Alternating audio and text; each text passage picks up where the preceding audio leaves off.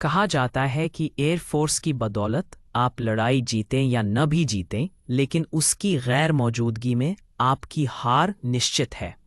1971 की लड़ाई में पाकिस्तान ने एक महत्वाकांक्षी पहल करते हुए जैसलमेर सेक्टर में अपने करीब 2000 सैनिकों को टैंकों के साथ घुसा दिया। उनका मकसद था अचानक हमला करके रामगढ़ और जैसलमेर पर कब्जा करना। दिसंबर की शुरुआत से ही गब्बर के पास के गांवों में ये अफवाह फैली हुई थी कि पाकिस्तानी दावा कर रहे हैं कि वो 4 दिसंबर को जैसलमेर में नाश्ता करेंगे। 3 दिसंबर को भारत के कई हवाई ठिकानों पर हमला करके पाकिस्तान ने ऑपरेशन चंगेज़ खां की शुरुआत कर दी थी। 5 दिसंबर 1971 को भारतीय सैन्य इतिहास की एक महत्वपूर्ण तारीख माना जाता है।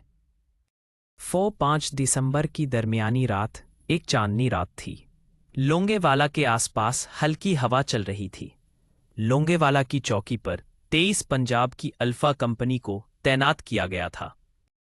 ये जगह जैसलमेर से 120, रामगढ़ से 55 और अंतर्राष्ट्रीय सीमा से 20 किलोमीटर दूर थी। लोंगेवाला रामगढ़ रोड पर एक समतल जमीन पर एक हेलीपैड बनवाया गया था, जिसकी चौकी से दूरी 700 मीटर थी।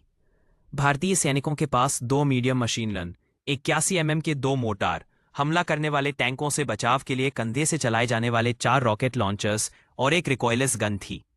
उनके पास कुछ बारूदी सुरंगें थीं, जिन्हें तब तक बिछाया नहीं गया था। कश्ती दल ने टैंकों के चलने की आवाज़ सुनी। चौकी के इंचार्ज मेजर कुलदीप सिंह चांदपुरी ने कैप्टन धर्मवीर भान के नेतृत्व में कुछ सैनिकों को आगे गश्त लगाने के लिए भेजा था।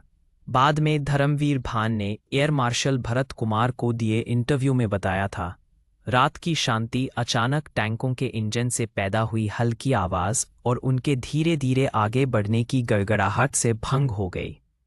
शुरू में हमें अंदाज़ा नहीं लगा कि ये आवाज़ कहाँ से आ रही है। हमारी पूरी प्लाटून ध्यान लगाकर उस आवाज़ को सुन रही थी। जब आवाज़ बढ़ती चली गई तो मैंने company commander Major Kuldeep Chandpuri से वायरलेस से संपर्क किया।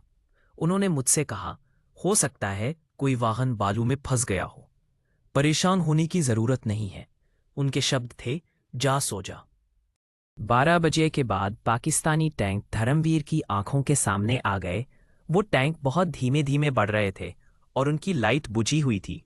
ये टैंक इसलिए भी धीमे धीमे बढ़ रहे थे क्योंकि वो पक्की सड़क पर न चलकर रेत में आगे बढ़ रहे थे।